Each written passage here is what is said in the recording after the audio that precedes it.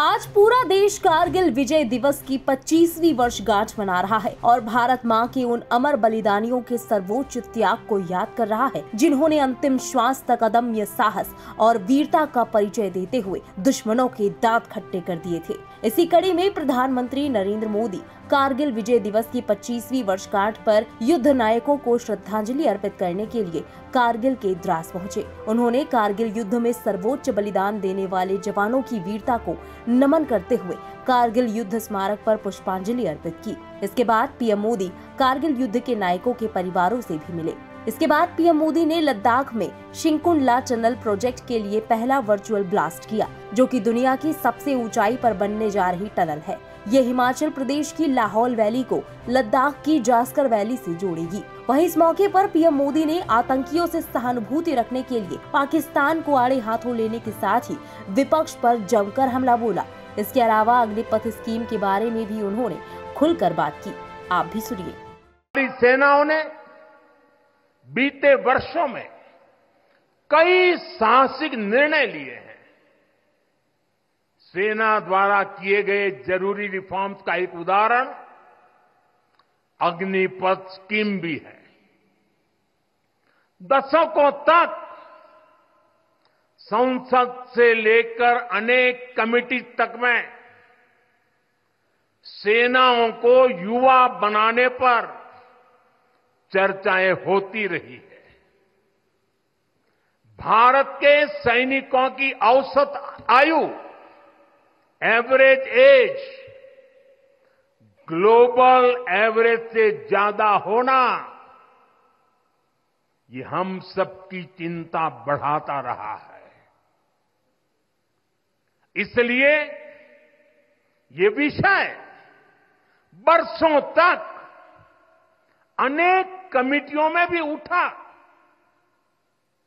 लेकिन देश की सुरक्षा से जुड़ी इस चुनौती के समाधान की पहले इच्छा शक्ति नहीं दिखाई गई। शायद कुछ लोगों की मानसिकता ही ऐसी थी कि सेना मतलब नेताओं को सलाम करना, परेड करना।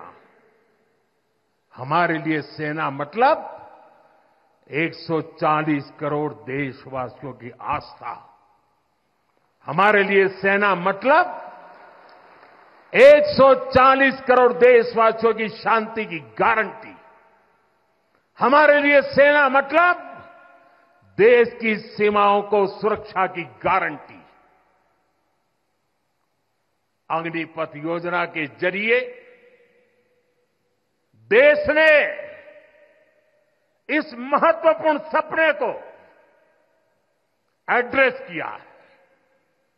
अग्निपथ का लक्ष्य सेनाओं को युवा बनाना है। अग्निपथ का लक्ष्य सेनाओं को युद्ध के लिए निरंतर योग्य बनाए रखना है। दुर्भाग्य से राष्ट्रीय सुरक्षा से जुड़े इतने संवेदनशील विषय को कुछ लोगों ने राजनीति का विषय बना दिया है। कुछ लोग सेना के इस रिफॉर्म पर भी अपने व्यक्तिगत स्वार्थ में झूठ की राजनीति कर रहे हैं। ये वही लोग हैं जिन्होंने सेनाओं में हजारों करोड़ के घोटाले करके हमारी सेनाओं को कमजोर किया। ये वही लोग हैं जो चाहते थे कि एयरफोर्स को कभी आधुनिक फाइटर जेट न मिल पाए। ये वही लोग हैं जिन्होंने तेजस फाइटर प्लेन को भी डिब्बे में बंद करने की तैयारी कर ली थी। साथियों, सच्चाई ये है कि अग्निपथ योजना से देश की ताकत बढ़ेगी और देश का सामर्थ्यवान युवा भी मातृभूमि की सेवा के लिए आगे आएगा। प्राइवेट सेक्टर और पैरामिलिट्री फोर्सेस में भी अग्निवीरों को प्राथमिकता देने की घोषणाएं की है। मैं तो हैरान हूं, कुछ लोगों की समझ को क्या हुआ है, उनकी सोच को क्या हो चुका है। ऐसा भ्रम फैला रहे हैं कि सरकार पेंशन के पैसे बचाने के लिए ये योजना लेकर आई है। मैं जरा ऐसे लोगों की सोच से शर्म आती है, लेकिन मैं ऐसे लोगों से पूछना चाहता हूं, जरा कोई मुझे बताए, आज मोदी के शासनकाल में जो भर्ती होगा, क्या आज ही उसको पेंशन देना है क्या? उसको पेंशन देने की नौबत 30 साल के बाद आएगी, और तब तो मोदी 105 साल का हुआ होगा, और तब न भी मोदी की सरकार होगी। क्या मोदी जब 105 साल का होगा, 30 साल के बाद जो पेंशन बचेगा, उसके लिए मोदी ऐसा राजनीतिक है जो आज गाली खाएगा? क्या तर्क दे रहे हैं? लेकिन साथियों, मेरे लिए दल नहीं, देश सर्वोपरि है।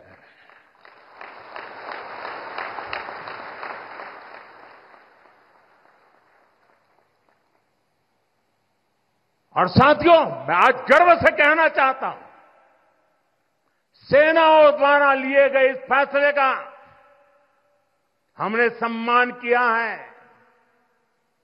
और जैसा मैंने पहले कहा, हम राजनीति के लिए नहीं, राष्ट्र नीति के लिए काम करते हैं। हमारे लिए राष्ट्र की सुरक्षा सर्वोपरि है। हमारे लिए 140 करोड़ की शांति, ये सबसे पहले है। साथियों, जो लोग देश के युवाओं को गुमराह कर रहे हैं, उनका इतिहास साक्षी है कि उन्हें सैनिकों की कोई परवाह नहीं है। ये वही लोग हैं जिन्होंने एक मामूली रकम 500 करोड़ रुपए दिखाकर वन रैंक वन पेंशन पर झूठ बोला था। 500 करोड़। ये हमारी सरकार है जिसने वन रैंक वन पेंशन लागू किया। पूर्व सैनिकों को 1.25 लाख करोड़ रुपए से ज्यादा दिए गए। अब कहां 500 करोड़, कहां 1.25 लाख करोड़।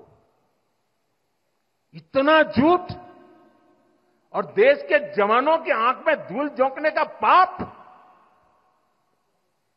ये वही लोग हैं जिन्होंने आजादी के 7 दशक बाद भी सेना की मांग होने के बावजूद भी, देश के वीर सैनिकों के परिवारों की मांग होने के बाद भी हमारे शहीदों के लिए वॉर मेमोरियल नहीं बनाया। टालते गए, कमिटियां बनाते गए, नक्शे दिखाते गए। ये वही लोग हैं जिन्होंने सीमा पर तैनात हमारे जवानों को पर्याप्त बुलेट प्रूफ जैकेट्स भी नहीं दी थी। और साथियों, ये वही लोग हैं